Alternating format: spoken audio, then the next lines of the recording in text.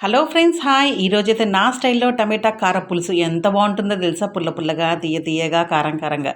ఒకసారి ట్రై చేసి చూడండి ఫ్రెండ్స్. ముందుగా స్టవ్ వెలిగించి బాణలు పెట్టి దాంట్లో 3 టేబుల్ స్పూన్లమైన మనము ధనియాలు, 1 స్పూన్ వచ్చి జీలకర్ర, కొద్దిగా మెంతులు మంచిగా మనము ఫ్రై చేయాలండి. తర్వాత 5 టమాటాలు మంచిగా ఉడికించి పెట్టుకోండి. ఇప్పుడు మనం వేయించుకున్నాం కదా, అదంతా మిక్సీ జార్లో వేసి 2 టేబుల్ స్పూన్లమైన ఎండు కొబ్బరి వేసి మెత్తగా పొడి కొట్టుకోవాలి.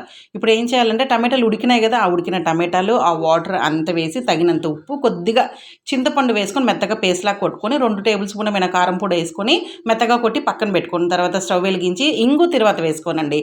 పోపు అంతా అయిన తర్వాత ఇంగు తిరువాత వేసినాక సన్నగా తరిగిన ఎర్రగడ్డలు వేసి ఎర్రగడ్డలు వేయించిన తర్వాత ఈ టమాటా ప్యూరీ ఉంది కదా, అదంతా దాంట్లో వేసి 2 టేబుల్ స్పూన్లమైన బెల్లం వేసి మంచిగా ఉడికించండి. లాస్ట్లో కొత్తిమీరతో గార్నిష్ చేసి అన్నంలోకి సర్వ్ చేసుకొని నెయ్యి వేసుకొని వడియాలు కానీ, ఒరుగుమిరపకాయలు కానీ, అప్పలాలు కానీ నంచుకొని తింటే ఉంటుంది టేస్ట్. అబ్బా, పుల్ల పుల్లగా, తీయగా, కారం కారంగా భలే ఉంటుంది ఫ్రెండ్స్.